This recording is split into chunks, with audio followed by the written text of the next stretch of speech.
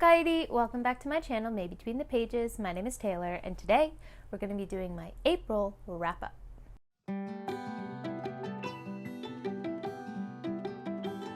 Now, I would consider April to actually be quite successful. I read a total of 8 books, and then I have 3 more books in progress, so that's 11 in total that I got a decent chunk into, at least. I also mentioned that I was in my mood reading era, and I really do think that that had an impact on my star rating because I was only picking up and pursuing books that I was in the mood for. So my ratings are pretty consistently high for April. The first book I finished was Dance of Thieves by Mary E. Pearson. This is one that I've been meaning to read for a very long time and finally actually picked up. I got it from Libby, but I originally pulled it from my TBR jar because I do have it physically, although it has since been brought back to the States. I decided to pick this book up because I loved the original trilogy, In This World, that Pearson wrote. The Remnant Chronicles is a wonderful YA trilogy that I still think holds up to this day, and Dance of Thieves also has that kind of pinch of magic to it. Basically, our main character is a thief who's had to live on the streets as a street rat for most of their life, and then ends up getting brought into the fold of these elite warriors, or not warriors, but elite group of people who do things for the queen. So she's basically a thief for the queen. And we start the story as she goes to complete a task for her queen, but a very large part of this book is an enemies to lovers romance plot, so of course that gets in the middle of everything. Something I really liked about the original trilogy is the balance between the more YA feeling romance aspect of the books and the overarching themes and the broader scope of the world that she creates that makes it feel almost adult fantasy-esque. This book had that same kind of balancing act where there were some political machinations and a lot of other elements of the story that kept me interested outside of just the romance plot. And don't get me wrong, I enjoyed the romance plot as well. I thought it was really well done. Overall, it didn't become an all-time favorite, but I would definitely be interested in reading the second book in this duology and ended up giving it 4 stars. The next book I read is very different, and that is Elder Epoch by Zamil Akhtar. This is the beautiful physical arc that he sent my way, and I'm so happy to have this in my hands. I'm in the process of transferring over my tabs from the ebook arc. All the highlights that I made, I'm in the process of transferring them to the physical one, so even though it doesn't look like I've finished this book based on the tabs I have, just the ebook version, and I'm having a good time, interesting time reliving all of these main points in the book. And the reason I can't just say straight up good time when I talk about transferring the tabs for this is because this series is a mixture of grimdark fantasy, horror, and, well, cosmic horror, eldritch horror. And each installment in the series ramps that horror aspect up even more. So this is the 3rd book in the series, and Akhtar goes all in. Like, we have a cloud raining blood in the first chapter of this book. I did talk a lot more in depth about my thoughts as I worked my way through this book in my most recent reading vlog, so I'll be sure to link that down below if you want to see kind of more of a piecemeal, bit by bit discussion of this book. But overall, I would say I had an extremely visceral reading experience. As I mentioned, the horror is really ramped up here, like to the point where it gave me fucked up dreams for a while. Like, not the type of, you know, you've seen a horror movie and you think something's under your bed kind of thoughts. It was more like it was getting in my subconscious, and my dreams, my brain was like, oh, is this the imagery we're running with now? Sure, let's do this in our dreams now. And I was like, can we not? So this book really got into my brain when I was reading it. And that is a testament to how well it's written. A really big theme in this series is the discussion of violence and the cyclical nature of violence, and how do we stop it? Should we stop it? Can we stop it? And a lot of these characters really grapple with that in real time. I don't want to even say characters' names at this point in the series because the fast-paced nature of this series and the plot twists, the amount of plot twists that happen, mean that giving away any characters' names could give away plot twists for what happens to them, so I'm just not even going to touch that. But just know that the characters in this series really have to grapple with the idea of nihilism, and is it even worth it to try to bring good or fight for what you believe is good in this world with all of the horribleness that also exists. As I said, the horror slowly ramps up in each installment, so this third book really does lean into it, but the first book has a little bit of a lighter touch when it comes to the cosmic horror. So if you really like grimdark and books that really delve into the grittiness of the world, I would highly recommend picking up Gunmetal Gods and seeing if that works for you. I have a full review for Gunmetal Gods as well. I'll have that link down below if you want to see if that seems like it'll work for you. And then if you end up enjoying that book, the elements of that book that I mentioned, then I really think you're going to enjoy the series all the way through. Overall, I gave this book 4 stars, but the way that Akhtar's books usually work for me is I marinate on them and they really, like I said, get in my brain, and I end up raising the star rating the more I marinate and sit with it. That's almost always the pattern.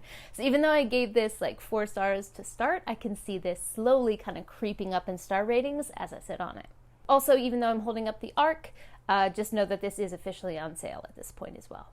The next book I read was on my Kindle, even though I do have the nice, snazzy physical version of it in the States, and that is Tress of the Emerald Sea. I finally got to this book.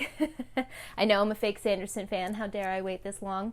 But I was just waiting until I was in the mood for what this book promised to be, which is more, Princess Bride vibes, kind of a low stakes, snarky kind of fantasy. And I picked it up at exactly the right time because it was exactly what it promised, and I had a fantastic, fantastic time with this book. From our main character collecting teacups, to talking animals, to an adventure at sea, although a very special kind of sea, which you'll know if you've read the book.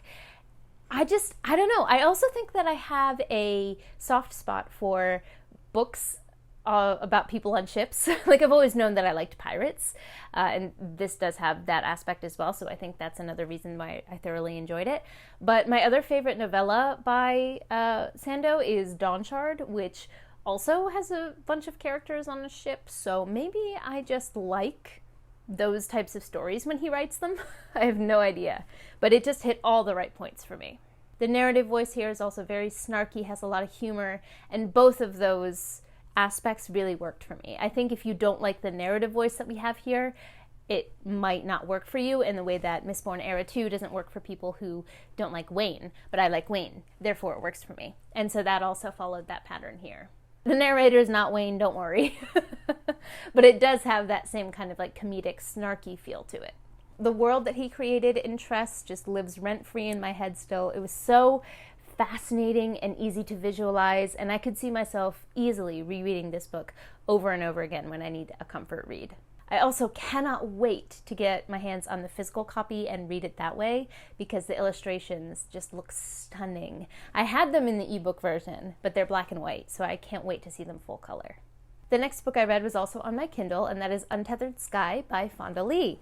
Now this one I will also be getting physically because it's Fonda Lee, and just take my money at this point, even though it is a Tor novella, which are just, those prices should be illegal for how small those books are. Anyway, Untethered Sky focuses on an animal companionship, but it's not your typical, like, sirens. Why do sirens always appear when I'm recording? Like, none of this happens when I'm not recording, as soon as I press play. Untethered Sky focuses on an animal companionship, but it's not your typical fantasy vibes animal companionship where they're like telepathically linked or like best friends. This book focuses very much so on the like vicious nature of the wild in a really, really interesting way. As usual, Fonda Lee's world building is fantastic, to the point where I would want to see more in this world, but she has said in many interviews, as well as when we did on Page Chewing, just saying, there's one on my channel from April, so please go check that out. But she has said many times that she doesn't plan to expand on this world, that it's kind of a one and done for her. But I do think it's definitely worth picking up because it really explores that aspect of fantasy, but in a very, very realistic manner. Basically, our main character is a trainer that cares for rocks, which are gigantic birds of prey that can just, if they wanted to, they could just eat their trainers and call it a day. So it's about our main character kind of working with and developing a relationship with one of these rocks. I ended up giving this novella 4 stars. Now this next one was one of the biggest surprises in that it ended up doing exactly what people told me it was going to do, almost to a T, and that is Before They Are Hanged by Joe Abercrombie. So I did this via audiobook, actually, because everyone told me that the audiobook for this series is just phenomenal.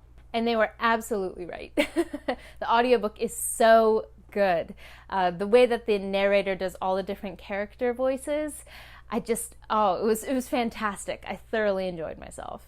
It also made the dark humor stand out even more, the way that the narrator presents certain characters' points of views, especially Glokta. It made that dark humor just kind of jump off the page. Now, I was quite underwhelmed with The Blade itself. I ended up giving that book, I think, 2.5 or a 3 star. I think I gave it a 3 star. And while it was by no means a bad book, I think a lot of that came from the hype and the expectations that I had going into it. As a character-based reader, I thought I was going to love it from the beginning because everyone told me it's like all characters, no plot, which is very much true. But I couldn't latch on to one of the points of view, and that's a third of the book. So for me, the first book just didn't end up working. But everyone told me this is the one where the plot starts to pick up and we really get a lot of these converging timelines together, and that this is the book that really hooked them to the series, and they were like, you're gonna love it. You guys were right. I loved this. All of the groundwork and the character work that we'd done in the first installment really pays off here, and the plot twists here are just, they're fantastic. Even though some of the character arcs here do not end happily, like a character maybe wasted their time doing something or didn't get the end result after putting a bunch of work in, even though that's the way some of the arcs ended, it felt right, if that makes sense. So I'm starting to get all the hype for Abercrombie. You all were right in this case. I definitely plan to continue on with the 3rd book in the series. I'm not sure if I'm going to get to it in May. May is more of a pile of possibilities. I think my TBR pile of possibilities video should be up already.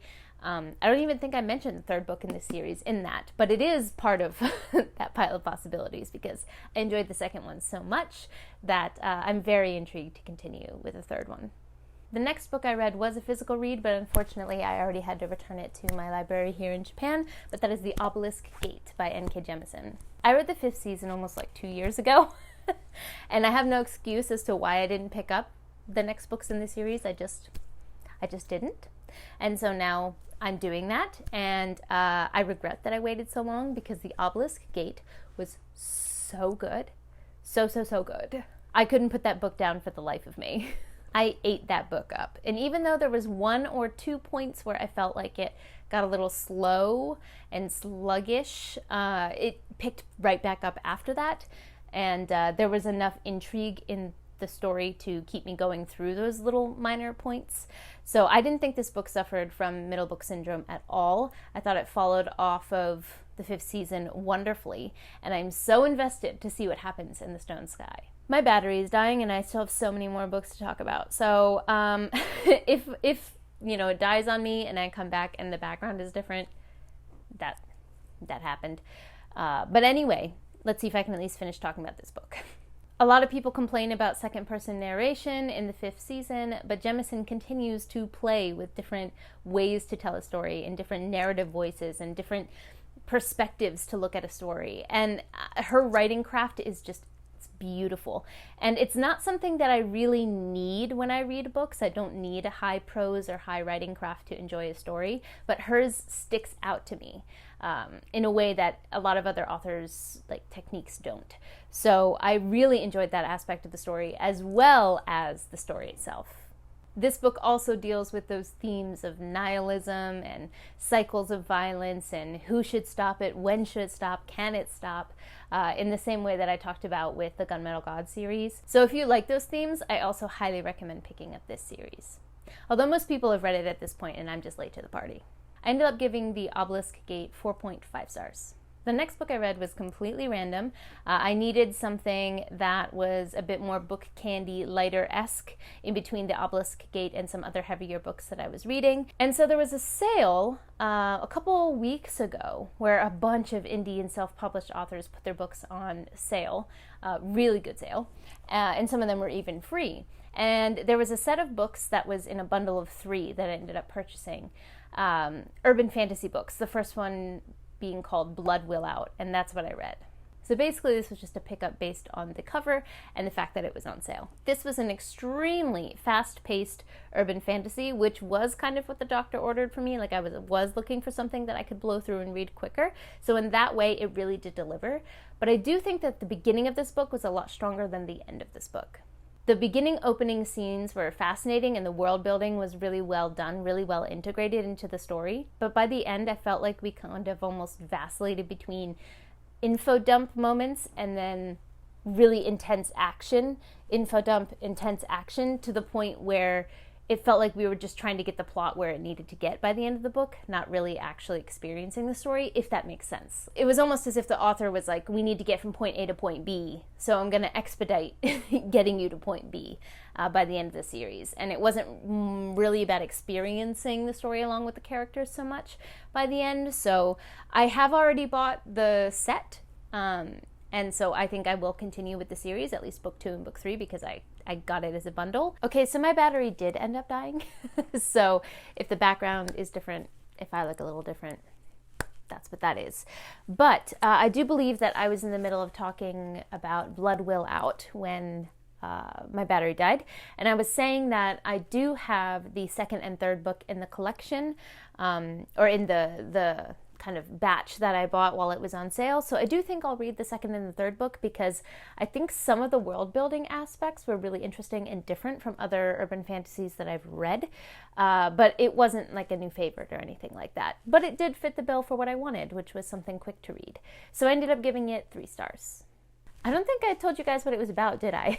So we follow our main character who is a vampire hunter, and then she goes on a hunt that goes wrong. And she ends up waking up in the morgue after she should have died from this interaction. And we kind of go from there and follow her as she discovers the different secrets about the world that she thought she understood, but maybe she doesn't.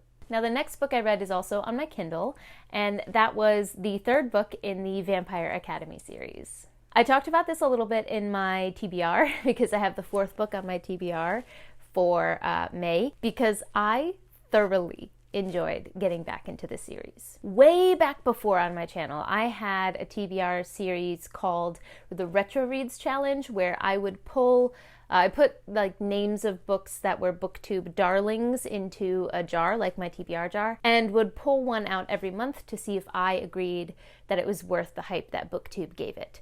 Now, I stopped doing that because I realized that a lot of the books that I put in were for younger readers, and I was kind of aging out of an audience that would enjoy those. I was aging out of that audience, and it wasn't really fair to the books that I was reading because, of course, they're not worth the hype if I just don't care about reading about 16-year-olds anymore, you know? So I ended up stopping that series. But there were a couple series that I found through the process of doing it that really surprised me, and I loved what the author did with, you know, the tropes that are usually in those books. And one of those was Vampire Academy. This is YA vampire tropiness done to the best it can be done, I believe. There is an age gap romance in this series as well, but the way that Mead approaches it and how it's not glorified and yet written in a way that's super engaging, it's beautifully done. I feel like she took all of the tropes at that time and was like, how can I elevate these and make them better? So I just really, really enjoy this series. And even though the plot twists at the end, especially the one at the end of the 3rd book, I saw it coming like a mile away. I was like, oh, this is what's going to happen.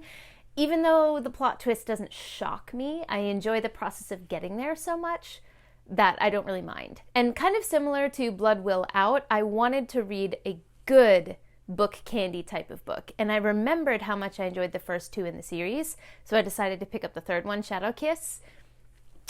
Just as good as the first 2. I blew through this book. I read it in like 2 sittings, almost in one day. I couldn't put it down. And that is a sign of a really, really well done book. So this series is exactly what the doctor ordered from my current reading mood, and I'm excited to continue with it in the next month. But I ended up giving this book 4.5 stars, which is like, how can you put this on the same level as the Obelisk Gate Tailor when you talk about, you know, the prose and the craftsmanship of the writing of Obelisk Gate? And then you put Vampire Academy at the same level points-wise. But if I have to just go with pure fun enjoyment as a reading experience, I gotta give it 4.5. Now, these last 3 are books that I started in April. 2 of them I'm going to continue on to May, and 1 of them I think I'm going to DNF. First, let's talk about the one that I've decided to DNF, and that is Welcome to Lagos. This was the pick for the Only Good Book Club, and I did vote for this book because it seems like one of those more hard-hitting books that even though the synopsis doesn't sound like something I would usually gravitate towards, I felt like the themes were something I could really get into. And basically we're following two different characters. See, this is why I'm DNFing it, because it's not sticking in my head. I'm about like 35% of the way through the audiobook right now.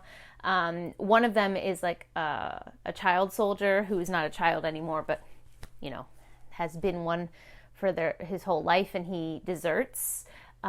And his story in the beginning really did get my attention. Then along the way, he runs into one of our other main characters, who is a girl who ended up, her village, I think, got attacked by a militia, and she had to run away from the village.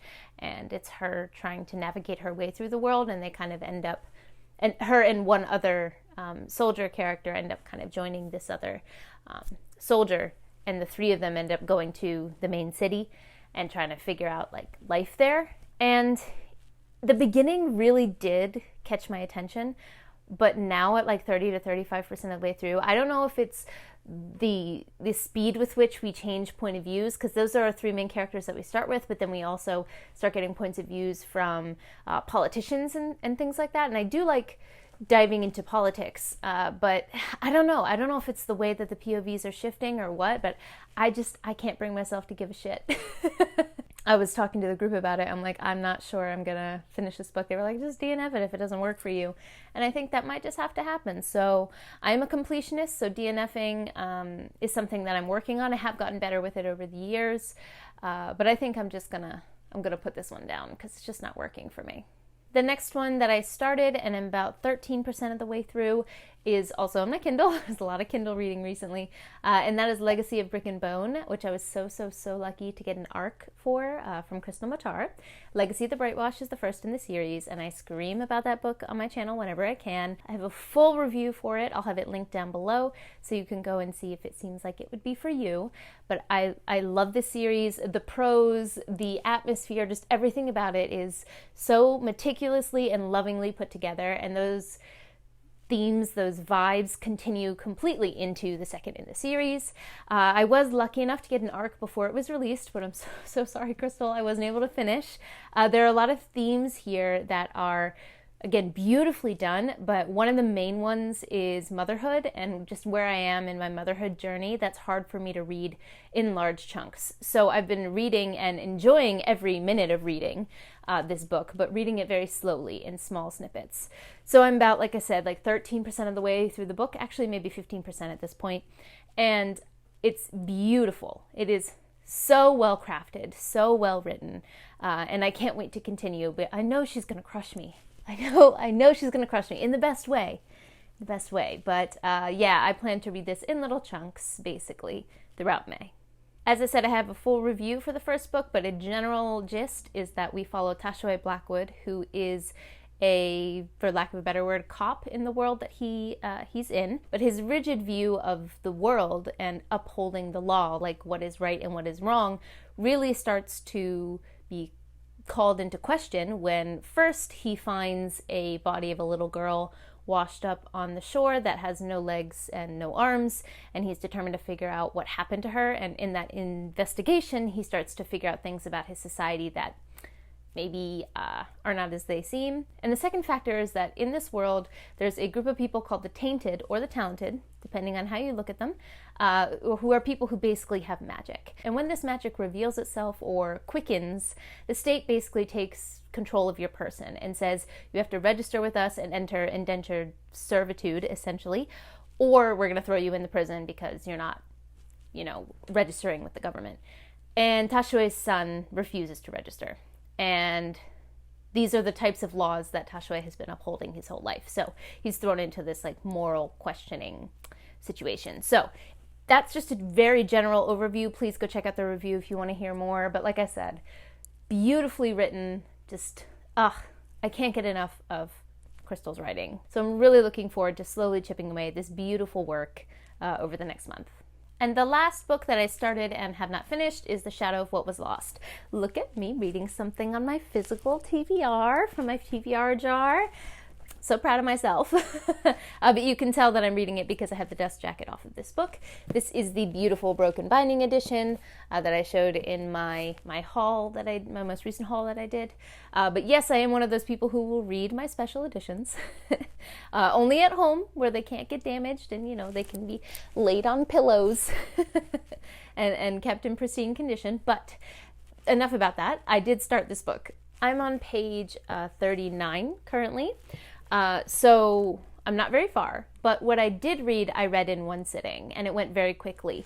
So I think the kind of classic fantasy vibes that this gives off is really going to match what I'm in the mood for right now. I mentioned that a couple times, I think, in my most recent TBRs, that I've been in the mood for a kind of a classic fantasy feel, and that's very much what this is giving off.